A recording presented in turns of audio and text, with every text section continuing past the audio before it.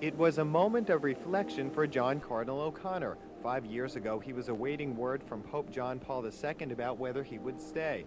O'Connor spoke about how he wanted to be remembered. That I tried whatever mistakes that I made as the Archbishop, I tried to be a priest. Of course, he was a lot more than just a priest.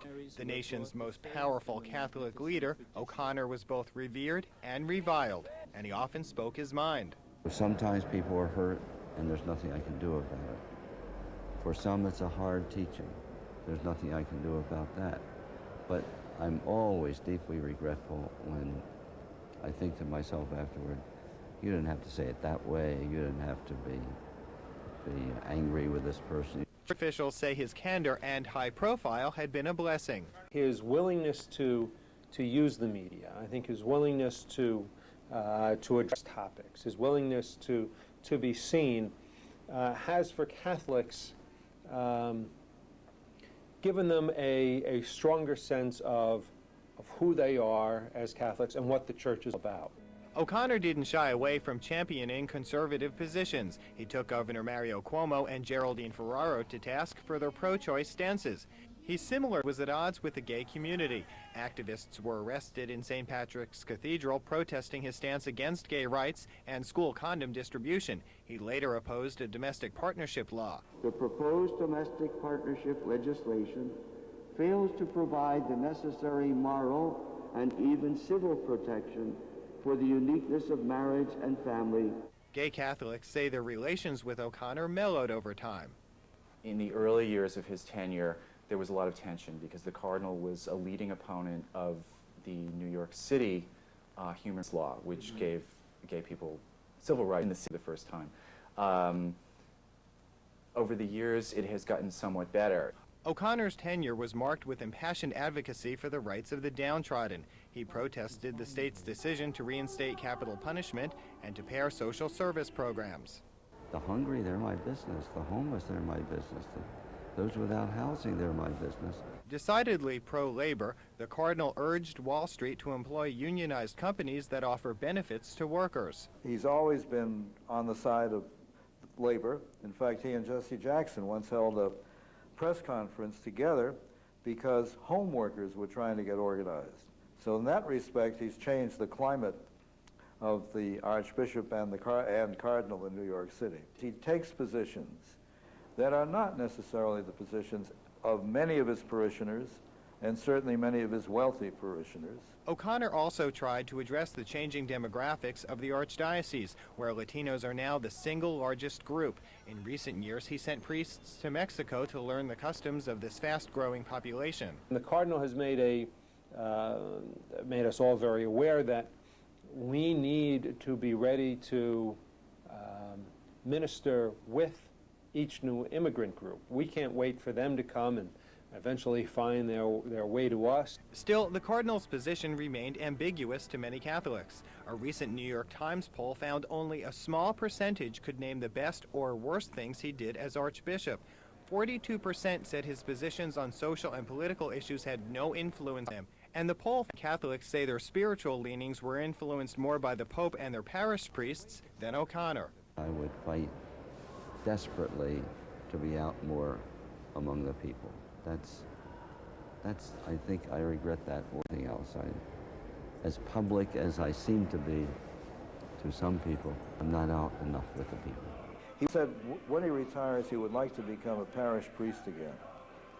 Just go into some neighborhood and be the priest. And he sees himself in that role. I think it would essentially be remembered as a priest who cared about people. I think he has let people see that archbishops are people too. In Manhattan, Jeff Simmons, New York 1.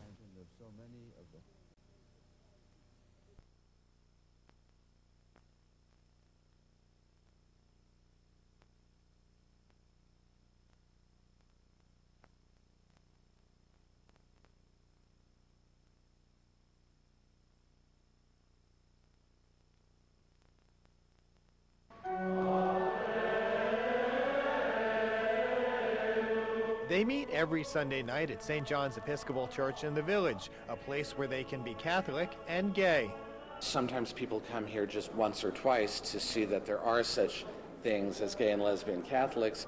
In fact, Dignity New York is an 18-year-old organization that's made up of 160 Catholic gays and their supporters. They want to go to a service where they can be open about who they are, open about their sexuality and their identity as gay, lesbian, bisexual, or transgendered people, and where that identity is actually celebrated in the service itself. Relations between the gay community and the Catholic Church in the city intense and tumultuous. Over the years, there have been protests. We're not going to take it anymore! You're killing us! And there has been animosity, especially over the positions of the New York Archdiocese on rights, homosexual behavior, and school programs that teach about a gay lifestyle. There's a big split in the church's teaching. On the one hand, the church says that a homosexual orientation itself is not sinful, but homosexual sexual activity is sinful. We've got strictures, we have rules, we have house rules, and we expect people to abide by them. There are all kinds of appetites and impulses that people might have. I'd have an appetite, for example, to steal, but that doesn't make it right for me to do so. We have church laws that.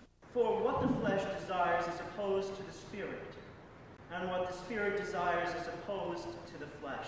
Gay Catholics have been torn between two callings. It's a struggle that has caused them to become disillusioned with Catholicism. I think there are a lot of gay and lesbian people that are in terrible pain. I've worked with them. I work with a lot of young people who had AIDS and who were dying.